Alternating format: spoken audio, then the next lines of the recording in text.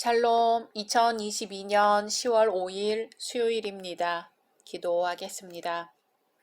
주님, 오늘도 말씀으로 이 하루를 열게 하심을 감사드립니다.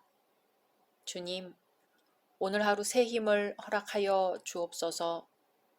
마음이 답답하고 위로받을 길이 없을 때에 주님을 기억하고 주님을 바라보게 하소서. 그리하여 우리는 결코 혼자가 아님을 깨닫게 하소서. 예수님의 이름으로 기도드립니다. 아멘. 오늘의 말씀은 신명기 26장입니다.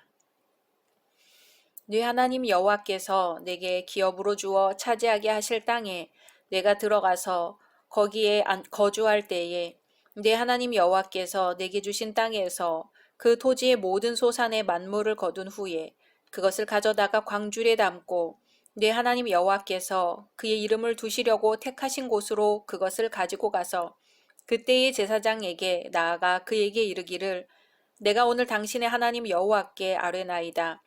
내가 여호와께서 우리에게 주시겠다고 우리 조상들에게 맹세하신 땅에 이르렀나이다 할 것이요.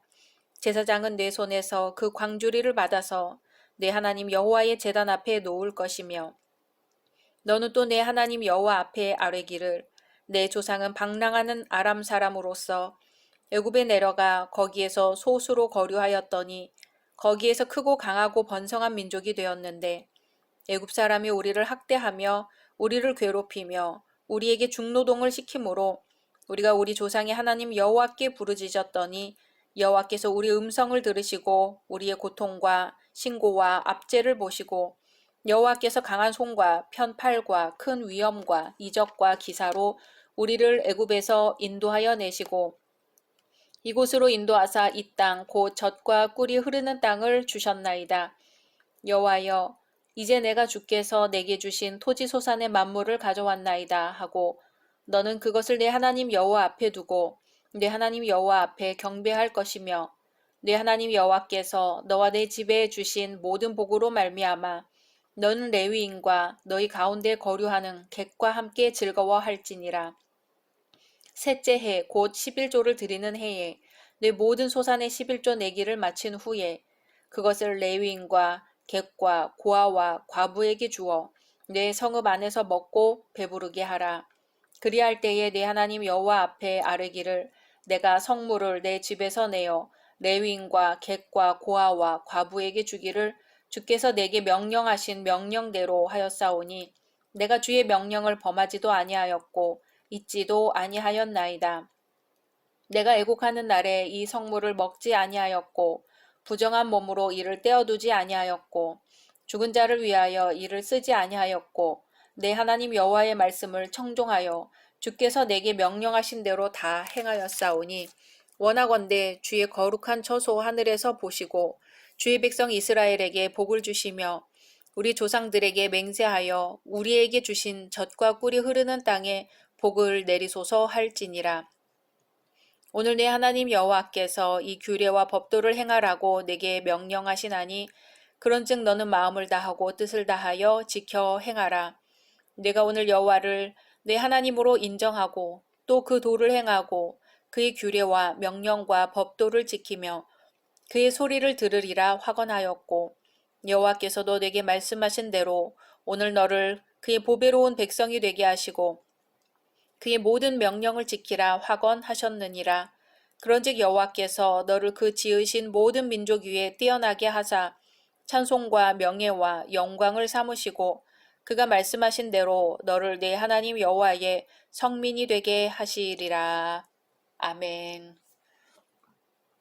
오늘 말씀은 지금까지 이어지던 모세의 두 번째 설교의 결론 부분입니다.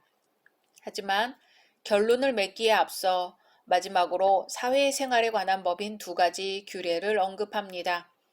첫 열매 봉헌과 제3의 11조의 용도 및 그 11조를 바칠 때 행하는 신앙 고백입니다. 1절에서 11절은 첫 열매 봉헌 내용에 대해 나옵니다. 이스라엘이 하나님의 은혜로 가나안 땅에 입성하고 그곳에 정착하게 되면 지켜야 할 규례입니다. 즉 이스라엘이 그곳에서 토지 소산의 첫 열매를 수확하게 되면 그것을 정성스럽게 구별하여 하나님께 바쳐야 한다는 것입니다. 그리고 그와 함께 제사장 앞에서 해야 할 신앙 고백이 있습니다.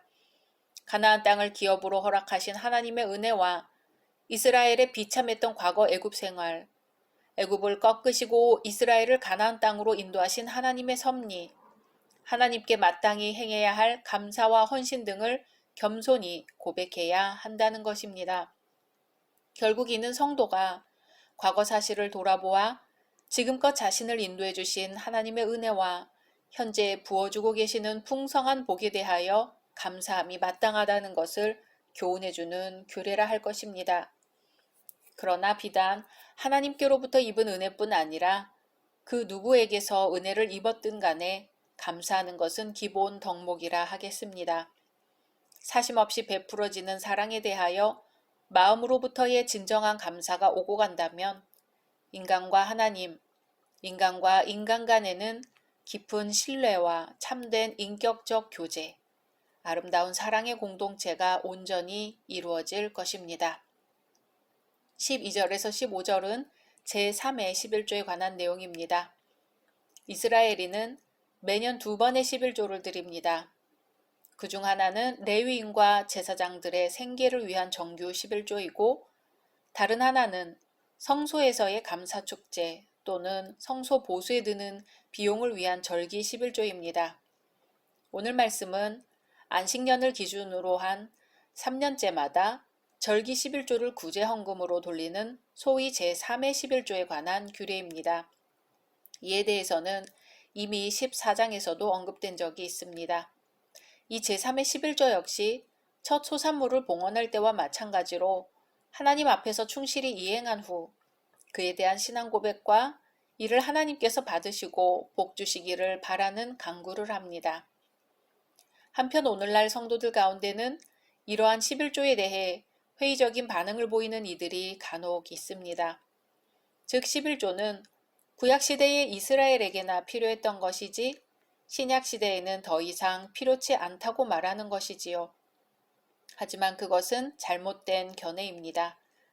우리의 모든 소유가 하나님께로부터 온 것임을 인정하고 선한 용도로 11조를 구분하는 것은 성도된 자마다 힘써야 할 불변의 의무입니다. 예수께서 11조를 인정하신 까닭도 여기에 있습니다. 16절에서 19절은 모세의 두 번째 설교의 결론부입니다. 모세의 두 번째 설교는 신명기 전체의 중심 부분인 점을 감안해 볼 때 오늘 이 부분의 말씀은 신명기 전체의 주제이자 요약으로 보아도 무방할 것입니다. 여기서 모세는 이스라엘이 여호와의 모든 율법을 힘써 지킴으로써 그분을 자신들의 주로 인정하고 섬겨야 한다는 사실과 함께 그렇게 할 때 따르게 되는 4가지 결과를 강조하고 있습니다. 첫째, 하나님의 보배로운 백성으로 인정받는다는 점. 둘째, 하나님의 말씀을 더욱 철저히 지킬 수 있도록 인도받는다는 점. 셋째, 모든 사람보다 뛰어나게 된다는 점. 넷째, 하나님의 거룩한 백성이 된다는 점입니다. 결국 한마디로 하면 하나님께서는 당신의 말씀을 지켜 행하는 자를 당신의 백성으로 인정하신다는 내용입니다. 오늘날도 마찬가지지요. 왜냐하면 누구든 하나님의 자녀가 되는 것은 하나님께서 베푸시는 값없는 은혜로 말미암아 예수님을 구주로 시인해야 한다는 전제 조건이 따르기 때문입니다. 오늘날 우리도 항상 하나님의 말씀을 좌우명으로 삼아 이를 힘써 행할 뿐 아니라 십자가에서 흘리신 그리스도의 피가 헛되지 않도록 나의 구세주 되심을 늘 고백해야 할 것입니다. 마지막으로 정리합니다. 오늘 말씀은 이 땅에 있는 모든 것이 하나님의 것이라고 말하고 있습니다. 우리가 지금 갖고 있는 모든 재산의 주인은 바로 하나님이시며 우리는 단지 하나님의 것을 지키는 청지기에 불과할 뿐인 것이지요. 그러므로 이스라엘은 매년 소득의 10분의 1을 11조로 드렸고 그 나머지 10분의 9에서 다시 10분의 1을 둘째 11조로 드렸습니다. 그리고 안식년을 기준으로 제3년에는 이 둘째 11조를 성안의 레위인과 과부, 고아, 나그네에게 주어 그들로 배부르게 했습니다. 이것은 가난하고 궁핍한 자를 구제함으로써 함께 풍성하게 살게 하기 위함이었습니다. 이것은 오늘날 성도들에게도 적용됩니다. 우리가 조금만 눈을 돌리면 육체적으로 고통 중에 있거나 외로운 사람들, 그리고 가난한 사람들을 볼 수 있습니다. 그들이 나와는 아무 상관이 없다고 생각하며 사는 사람들도 있을 것입니다. 그러나 그들을 향해 지속적으로 구제의 손길을 내밀어야 하는 것이 하나님의 자녀된 자들의 도리입니다.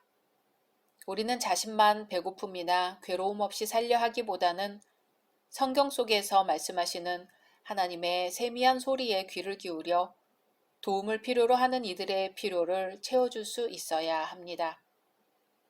선지자 말라기는 과부와 고아 및 나그네를 돌보지 않는 것은 곧 하나님의 소유를 도둑질하는 행위라고 했습니다. 그러므로 우리는 이제 우리의 시선을 나에게서 나의 주변으로 돌려 하나님의 것을 하나님께서 기뻐하시는 대로 사용해야 할 것입니다. 각자 말씀 묵상하신 후 주기도문으로 마치겠습니다.